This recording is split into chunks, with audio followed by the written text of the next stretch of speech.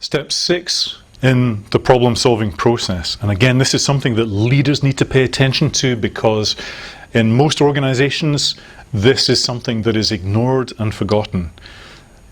Step 6, review, learn from our mistakes and celebrate our wins and our achievements.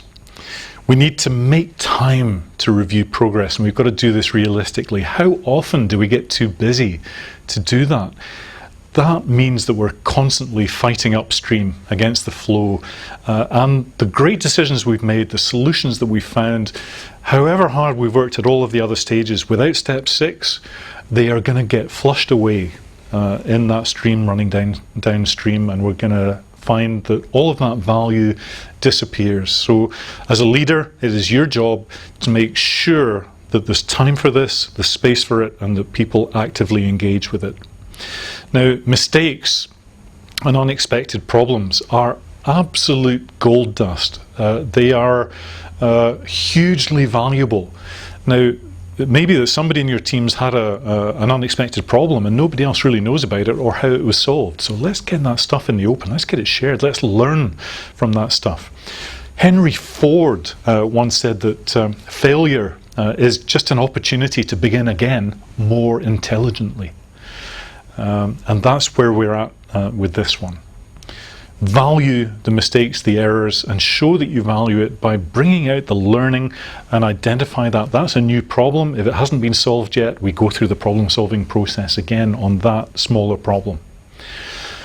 We also need to reinforce good practice. You know, we've got to celebrate sometimes. Do you know what?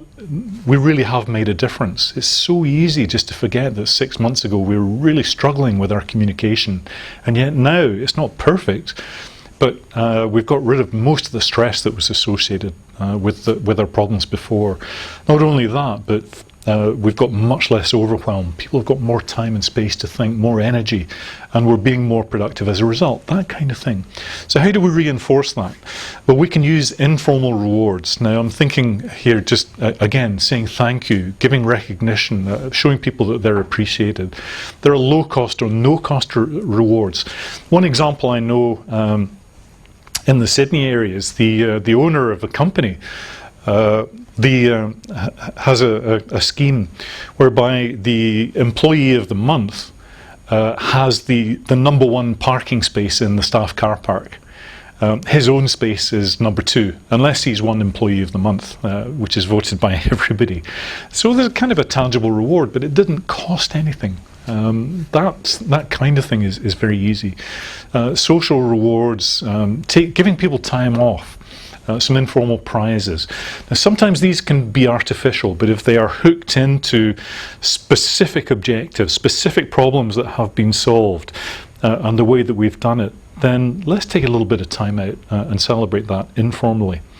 Then there are more formal things that we can do. We can build it into people's staff review. We can make sure that it goes on onto their profile. We keep records of these things. We can give employee awards. We can give customer service awards. We can give all sorts of formal recognition, things for people to take home. So, for example, the construction director that I've mentioned elsewhere, who wanted to focus on high-performing teams in his company, the top 3 teams that year, every single member of each of the top 3 teams out of 22 received a framed certificate signed by him and by us to take home. And he went to every site, shook every member of those teams by the hand, said thank you for what your part in contributing to what is an amazing team here. And these people were able to take these home and actually, often for the first time in their lives, have a certificate to show the family, to put on the wall or on the mantelpiece, if they chose to. We can also encourage people by giving them additional training, when that's seen as a reward, not a punishment, by the way.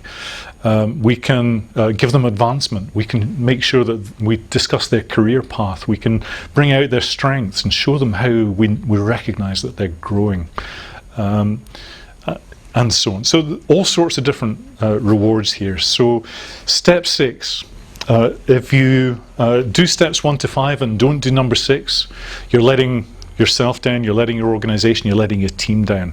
It is absolutely essential that leaders make time, make space, make this, if anything, the most important step out of the 6. Because if this doesn't happen, why would people bother engaging with other problem-solving processes? Let's stop, let's celebrate. Now, it's often said that a conclusion is the point at which we get too tired to think anymore. We've covered a lot of ground here, and we are reaching a conclusion. I don't know about you, but I'm getting too tired to think. So I'm going to stop and leave that up to you. I hope you've enjoyed this topic. I hope it really makes a difference. And if you need additional help with it, let me know.